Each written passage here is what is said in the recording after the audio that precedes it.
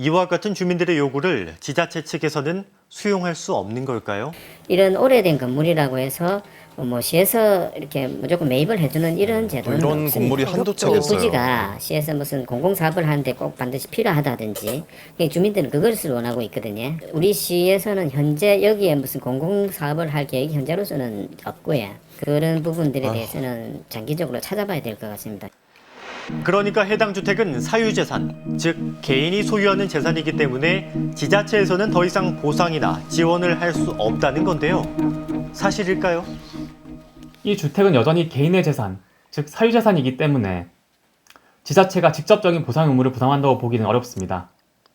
대신 재난 및 안전관리기본법 등 관련 법령에 따라서 이주에 필요한 실비나 주택 임차 비용 등을 대출해주는 등 간접적인 지원을 할 수는 있습니다.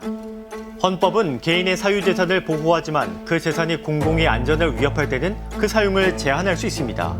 그래서 지자체는 무너질 위험이 있으면 사용 금지 명령을 내릴 수는 있지만 집값을 보상할 의무는 없다는 거죠. 바로 이 지점에서 주민과 지자체의 입장이 충돌할 수밖에 없습니다.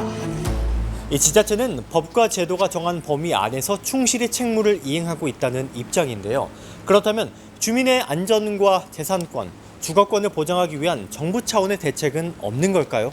이제 2등급 공동주택 소유자에 대해서는 최초 공급에 한해서 그런 무주택 쪽 요건을 좀 완화하는 방향의 제도 개선을 추진 중인 것으로 좀 소관 부서에 전달을 받았고요. 긴급 주거 지원이라는 또 제도가 있는데 무주택 요건이 없어도 지자체에서 대상자로 선정해 주기만 하면 주거 지원 대상자로 선정할 수 있도록 적극적으로 좀 독려하려고 하고 있습니다.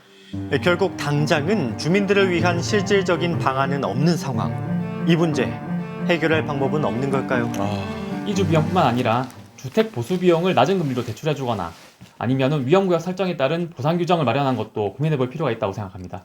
이 국가는 재난관리기금이 있어요. 근데 지방자치단체는 이게 거의 없는 상태가 많아요. 그래서 장기적으로 점점 노후 건축물들이 많이 늘어나기 때문에 지방자치단체도 이 재난관리기금 제도를 도입해서 제도한다 그러면 이렇게 위험성에 처해 있는 사람들에게 이주할 때 지원해 줄 수 있는 그런 그 제도가 좀 필요하지 않겠나 하는 생각이 듭니다. 오늘 따져보니 주민들은 경제적 한계와 재산권 소실 때문에 집을 떠나지 못하고 있었습니다.